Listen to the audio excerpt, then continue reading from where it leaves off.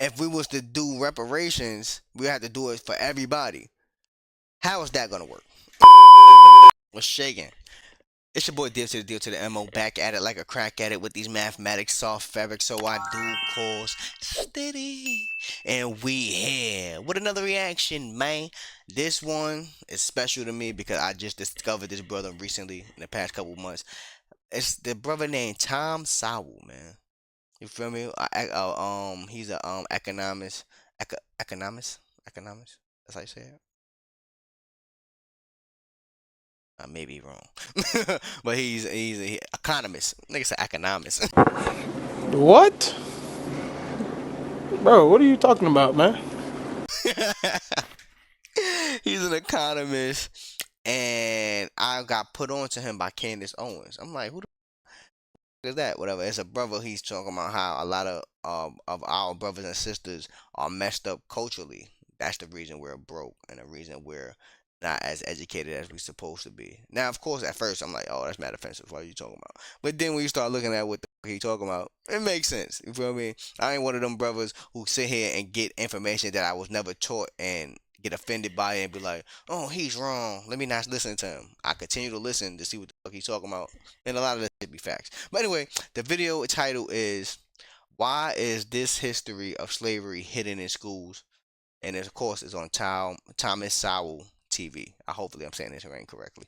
But anyway, if you rock with the content, please like, comment, subscribe. If you want me to react or review one of your videos, put it in the comments, man. Let's get into this. Yeah, diggity. No doubt, baby. Yo, diggity. Tom, reparations.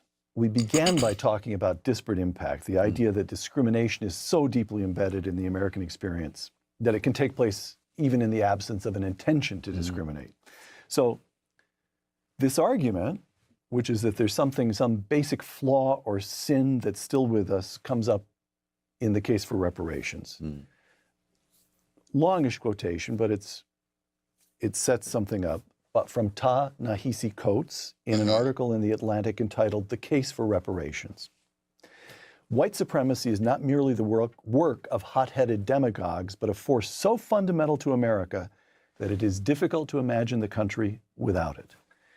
And so we must imagine a new country. Reparations is the price we must pay to see ourselves squarely.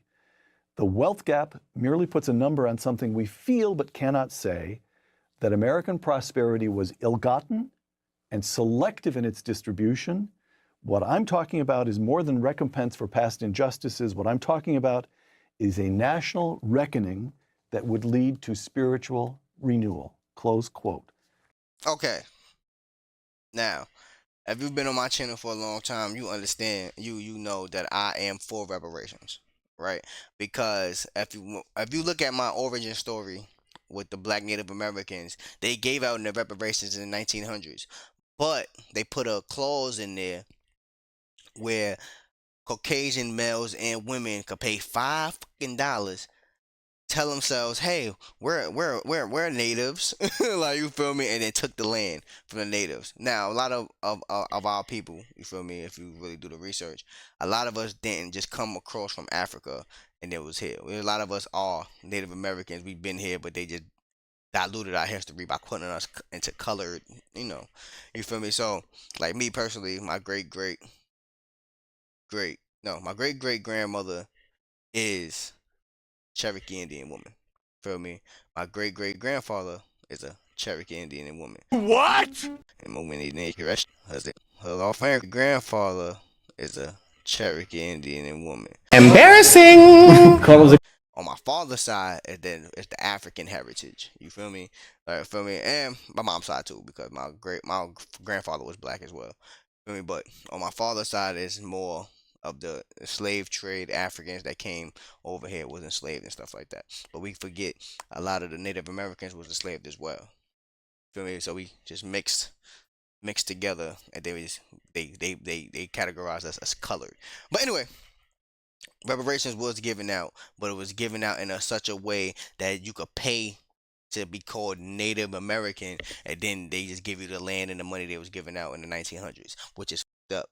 You feel me? So I believe the people who are descendants of that And the only reason I believe it happens because for some reason in America, remember what happened to them with the Holocaust survivors, right? America helped pay for the Jews to get their reparations, which don't make no sense because we had nothing to do with that mother. America as a country had nothing to do with it, but they still gave money to the Jews for that situation in Germany. That's fucked up. Like, you feel me? But the shit that you did here on your own soil, you're not trying to give the people that you promised, mind you. This ain't no, this not that's coming out ass. Like, it's not coming out people's ass. You promised this, but didn't do it, right? And there's different ways to give it out where it don't have to be taxpayers' money. Y'all motherfuckers print money out the ass all the time. You wanna know why? Cause money ain't real. If you wanna get into that whole matrix, but money ain't real. So y'all got the money to go print out and then give to the people who are descendants of the slave trade state, but you don't do it. Feel me? And then you put this confusion of like, oh, the way we have to do it is going through the taxpayers. No, y'all don't have to do it like that. Y'all want to do it like that because if you don't, if you do it like that, now the people the people, in particular Caucasian people who wasn't had nothing to do with the slavery shit, is gonna be mad, and now it's gonna be more civil war beefing with each other. I'm not stupid. I'll see what the fucking mind game is. But anyway, I kind of agree with this. Let's go. And Tom Sowell Let's see what he makes said. what of that? Let's go, OG. Well, it tells me that I've made the right decision not to read the Atlantic for decades.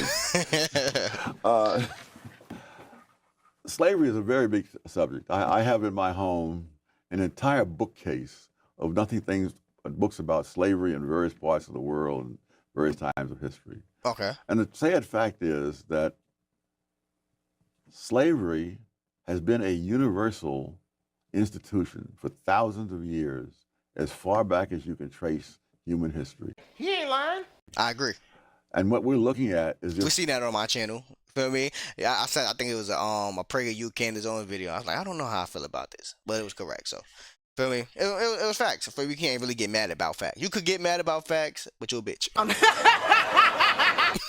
If you do, let's go. slavery is something that happened to one race of people in one country, when in fact the spread of it was around the world. In Facts. 1776, I agree. which is when Adam Smith published The Wealth of Nations, as well as when the United States got started, he said that Western Europe is the only place in the world where there is no slavery.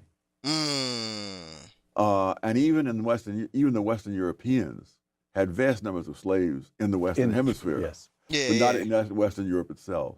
Okay, so he's basically saying how the Western Europeans owned slaves in the Western Hemisphere, but they didn't have them exactly where they lived at. Oh, like the Rothschilds, huh?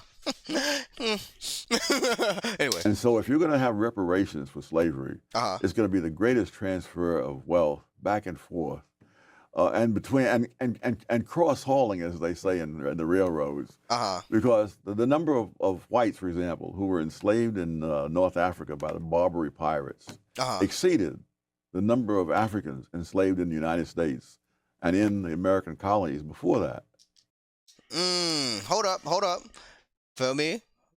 Thomas, you did your research. Now let me research this. Let me go back to what he said if I could get the information, and then we're gonna fast forward into me looking into it.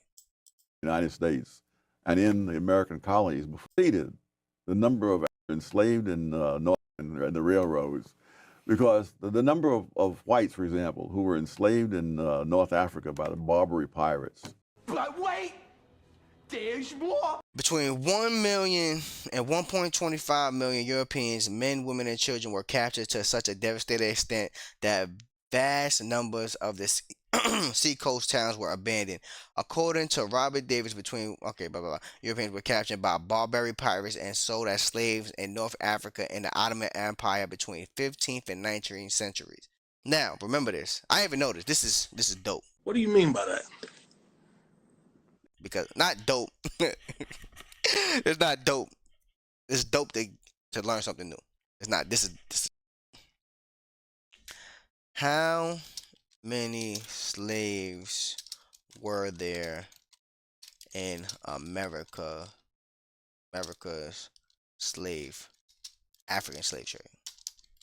African slave trade. Hold up. There's something going on here, my brother. Okay, hold on. Over the period of the Atlantic slave trade, approximately 1526 to 1867, some 12.5 million captured men, women, and children were put on ships in Africa, and 10.7 million arrived in the Americas. The Atlantic slave trade. Hold on. Okay, yeah, this is the one we looking for, America. 10.7 million arrived in the Americas of the Atlantic slave trade state. Now, hold on. Hold on. Let's look at different sources. PBS, 12.5 million. African. America's Black Holocaust. Let's look at this. How many of these were shipped directly to North America? Only about. Oh, see? There we go. Okay. Okay. This is the number right here.